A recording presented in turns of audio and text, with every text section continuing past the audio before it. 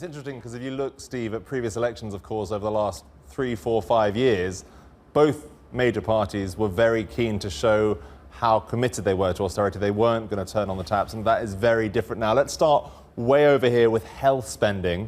The government looking to spend money on the NHS under Boris Johnson, but also the Labour Party. They're looking to spend around $80 billion more a year in all sorts of things. Health, a massive part of that.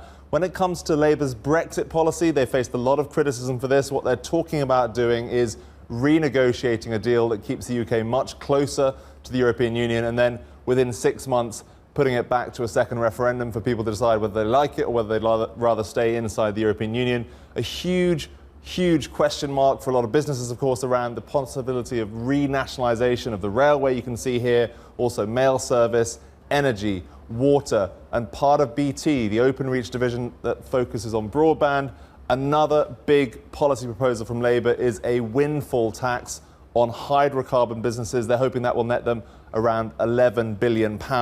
Also talking about an increase in corporation tax from 19 to 26%, and the idea of spending around £250 billion on green projects, retraining thousands of workers as well. What about the Conservatives? Well, when it comes to Brexit, Boris Johnson saying again and again and again he'd like to see the bill brought back towards Parliament before Christmas. He'd like to see it ratified by the end of January, and a very, very key issue for those concerned about no-deal Brexit, the Conservatives promising that they will leave at the end of 2020, whether or not they have a free trade agreement that would avoid the UK leaving on WTO terms.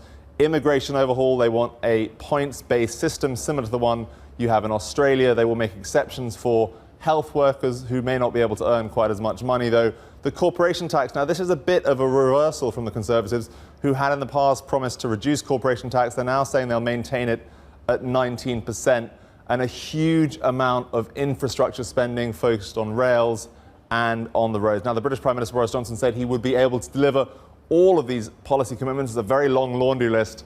He said he'd do that without raising taxes. We can do all these things. We can do all these things. Here's the kicker.